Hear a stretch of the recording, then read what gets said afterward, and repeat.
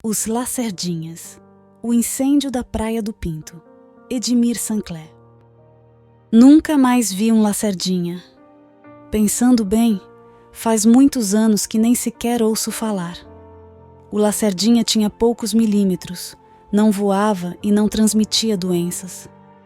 Era pretinho e infestava o Leblon, principalmente as transversais, numa certa época do ano. Minhas lembranças com relação a eles estão ligadas à época em que eu morava na rua José Linhares. No final da tarde, eram cigarras cantando e lacerdinhas caindo das árvores. Às vezes nos olhos. Ardia e coçava muito. Deixava os olhos inchados e nossas mães preocupadas. Eles eram atraídos por roupa clara, principalmente as amarelas. Por vezes atingiam os olhos e provocavam irritação e ardência intensas.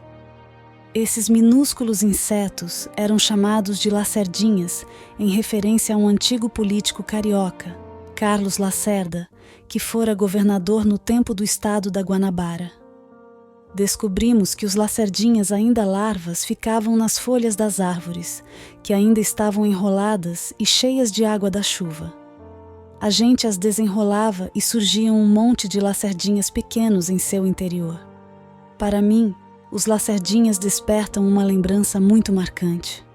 Uma história que me provoca um sentimento muito incômodo até hoje. Eu tinha uns 6 anos de idade e era acostumado a brincar na nossa rua, mas só no quarteirão, sem atravessar a rua. Havia muitas crianças, tanto no meu prédio quanto nos prédios vizinhos que faziam parte daquela turminha de meninos da mesma idade. Naquele tempo no Leblon, a maioria das casas tinha uma empregada que morava na favela Praia do Pinto ou na Cruzada São Sebastião. Quando por algum motivo a empregada da minha mãe levava o filho para o trabalho, no caso a minha casa, ele se tornava um amigo a mais, que passaria o dia brincando comigo, meu irmão e nossos outros amigos. No período das férias escolares isso era bem frequente, e às vezes a dona Celestina voltava para a casa deles na favela da Praia do Pinto, e ele ficava e dormia lá em casa com a gente. Eu e meu irmão adorávamos a presença dele. Era um menino doce, risonho e engraçado. Seu apelido era Bilico, o nome era Bernardo.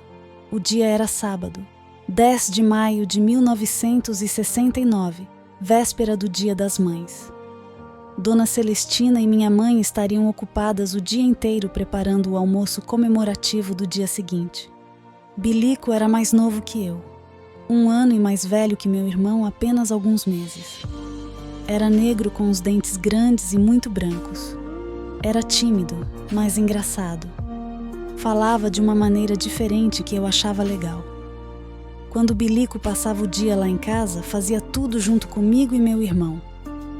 Assumia a nossa rotina, almoçava, tomava banho, descia para brincar conosco e era sempre muito divertido. Nesse dia, Bilico chegou cedo, tomou café conosco e descemos para a rua para brincar. Era a época de lacerdinha. Dentre os garotos que brincavam na rua, tinha um que era especialmente assustador para mim e meu irmão. O Arlindo era mais velho, mas não andava com os garotos da idade dele.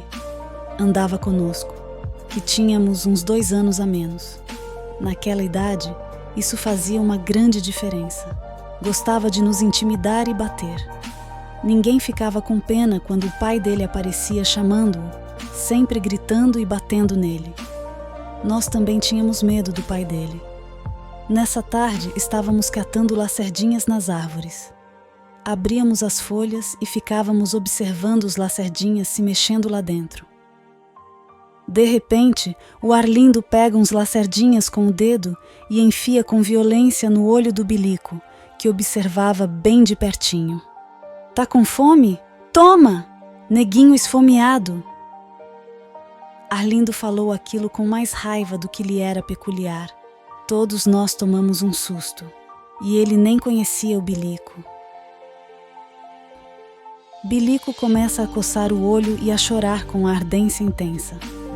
Todos os meninos começaram a rir. Menos eu, meu irmão e o Bilico, que saiu andando e chorando na direção da portaria do nosso prédio. Lembro que me veio um sentimento estranho e desconfortável que eu nunca havia experimentado antes.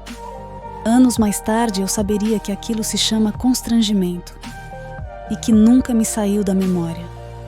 Eu senti vergonha. Vergonha de não ter defendido o Bilico. Ele era meu amigo. Bilico não subiu para nossa casa. Ficou num canto da portaria chorando baixinho. Falou que se chegasse lá em cima chorando e com o olho inchado, sua mãe iria brigar com ele. Ela recomendava-lhe sempre que não queria que ele arrumasse confusão com os filhos das madames. Depois de algum tempo, ele parou de chorar e subimos, pela escada. Naquela época, os empregados e pessoas negras só podiam subir pelo elevador de serviço. Mas o Bilico só subia pela escada. Tinha medo de elevadores.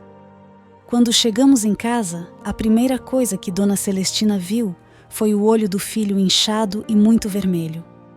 Não falou nada, mas fechou a cara. Chamou o Bilico para a cozinha e de lá só o vimos de novo quando eles foram embora, bem mais tarde. Lembro-me bem da expressão de choro dele quando se despediu da gente. Aquele sábado me marcou para sempre. Naquela mesma noite, um misterioso e devastador incêndio irrompeu e tomou conta da favela onde eles moravam. Queimou por toda a madrugada e por muitas horas seguintes, consumindo tudo e deixando centenas e centenas de famílias sem teto e sem nada.